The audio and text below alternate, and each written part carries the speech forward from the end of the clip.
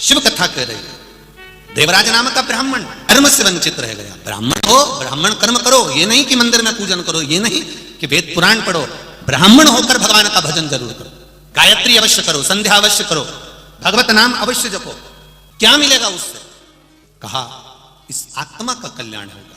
शरीर के कल्याण की बात हम करें ना करें, पर आत्मा के कल्याण की बात जरूर करें महाराज, जरूर करें। पुण्य, तुम जो कथा सुन रहे हो, ये बासी पुण्य का फल है, जिसको हमारे यहां पर संचित पुण्य कहा गया। और जो तुम इस शरीर के द्वारा, आत्मा के द्वारा आज करोगे, ये अर्जित पुण्य कहलाता है। एक होता है ताजा पुण्य, एक होता है बासी पुण्य। ताजा पुण्य किसको कहते हैं? जो तुमने अभी करा, अच्छा करा, भजन करा, कीर्तन करा, मंत्र जाप करा, नाम जाप करा, किसी भूखे को भोजन कराया, किसी प्यासे को पानी पिलाया, कोई परमार्थ का काम अगर आपने करा, तो ये ताजा पुण्य। और इसको कहते हैं अर्जित पुण्य। ताजा पुण्य मतलब अर्जित करा हुआ, अभी की अभी ताजा पुण्य। और संचित पुण्य जो पुराना है। अब पुराना पुण्य और ताजे पुण्य में क्या अंतर गुरुजी आप बताएंगे क्या? तो ताजा पुण्य और बासी पुण्य में क्या अंतर है? तो बासी पुण्य जो पूर्व में तुमने करा, उस पुण्य के फल से तुम कथा में आकर बैठ गए, ये बासी पुण्य का फल मिला पूर्व का। संचित पुण्य का फल मिला जो पूर्व में कर आए थे, आज कथा में आकर बैठ गए। अब ताजे पुण्य का क्या फल है? अर्जित पुण्य का क्या फल है? तो ताजे पुण्य का फल ये है, बासी पुण्य पूर्व का करा हुआ, पहले का करा हुआ तुमको शिव महापुराण तक लेकर आ गया, बिठा दिया।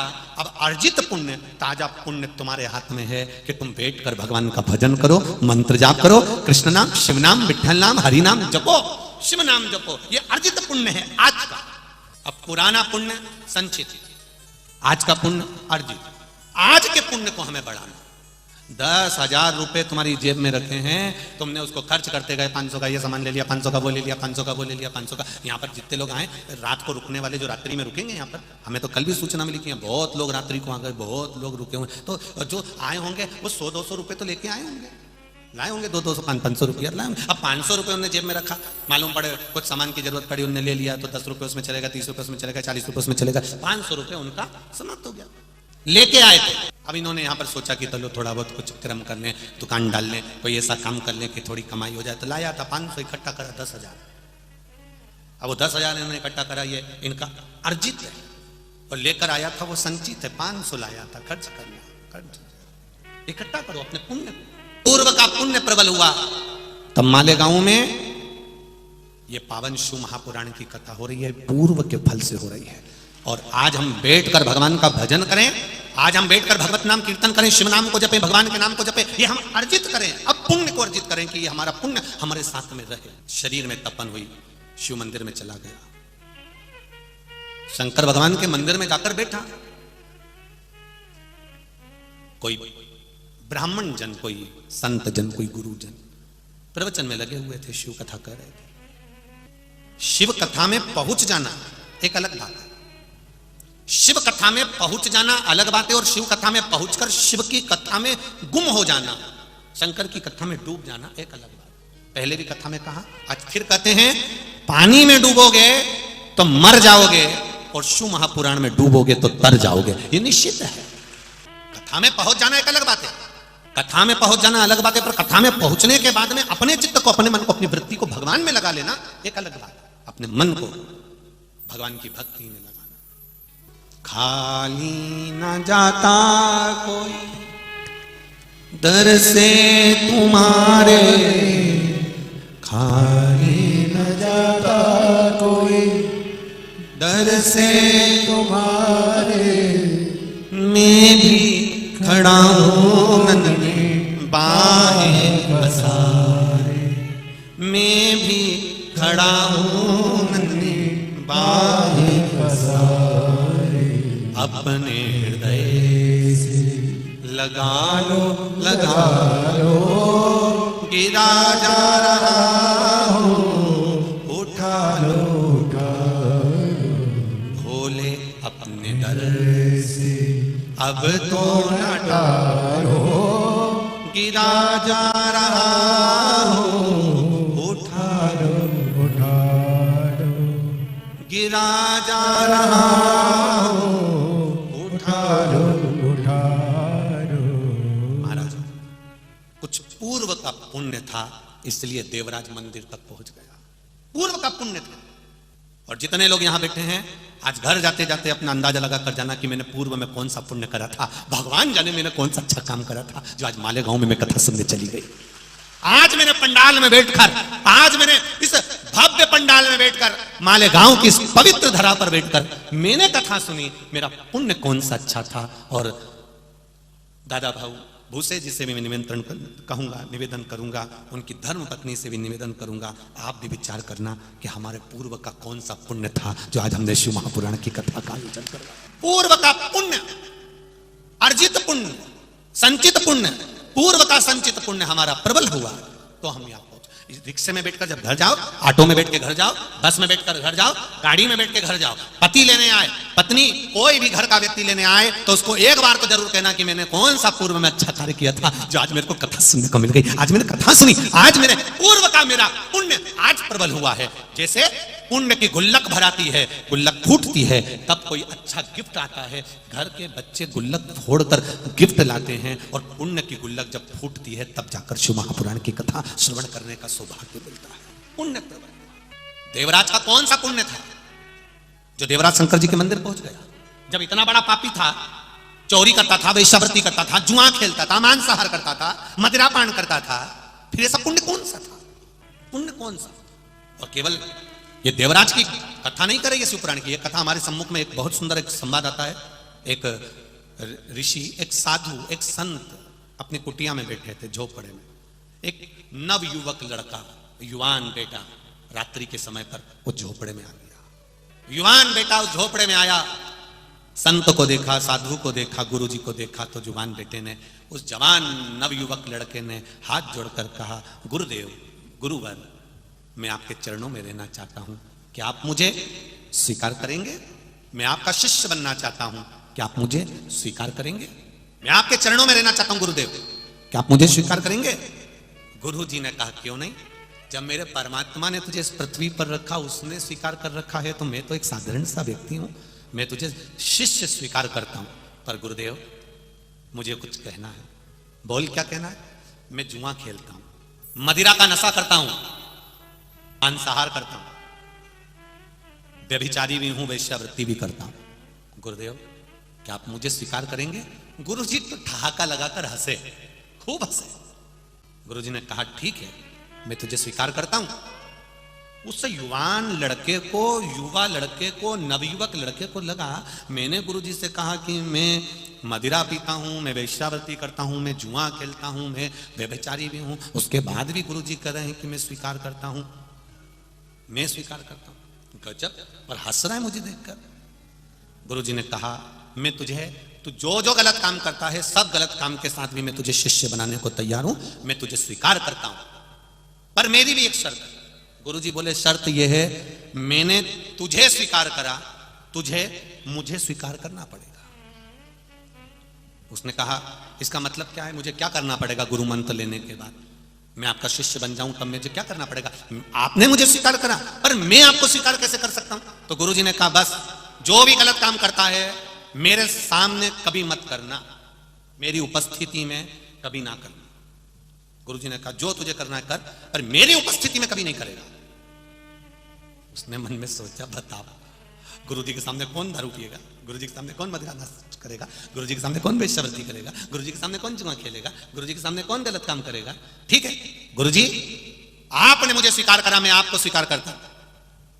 गुरु जी ने कहा, मेरी उपस्थिति में कभी गलत काम नहीं करेगा, यह संकल्प दे। संकल्प दिया, आपकी उपस्थिति में कभी गलत काम नहीं करूंगा, जा। चले गए। अब वो जैसे ही वेश्या के घर पहुंचा, वेश्यालय में पहुंचा, और जो वेश्या को देख रहा था तो उसको तो वेश्या में गुरु की झलक दिख रही थी। वेश्या में उसने कहा, भागो। गुरुजी ने कहा था, मेरी उपस्थिति में गलत काम नहीं करेगा, जब गुरुजी यही बैठा है तो अपन कैसे गलत काम करे? वापस भागा।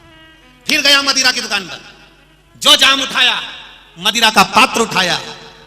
इतने में जो मदिरा देने आया था, उसकी आंखों में ऐसा लग रहा है जैसे मुझे गुरुजी देख रहे हैं। वहां से भी चला गया। जुआ खेलने बैठा, सामने वाला व्यक्ति बैठा था, उसमें गुरु की झलक दिख रही थी। 20 दिन हो गए, ना तो उसने पिया ना कुछ किया। गुरुजी उसके यहां पहुंच गए। गुरुजी ने जाकर उसको देखकर हंसकर पूछा, क्या हाल चाल है रे तेरे, कैसा है? खूब हंसे गुरुजी, कैसा है रे? और गुरुजी के शब्द बड़े विचित्र थे। गुरुजी बहुत आनंद के साथ अपने जो भक्त होते हैं ना, अपने जो शिष्य होते हैं ना, उनसे बड़ी खुली बात करता है गुरु, बड़ी खुलकर बात करेगा। कैसा है रे? तेरा पीना खाना वेश्या के घर जाना चालू है? इतने में चेला बोला, माथा ठोक के, क्या खाक जाऊं?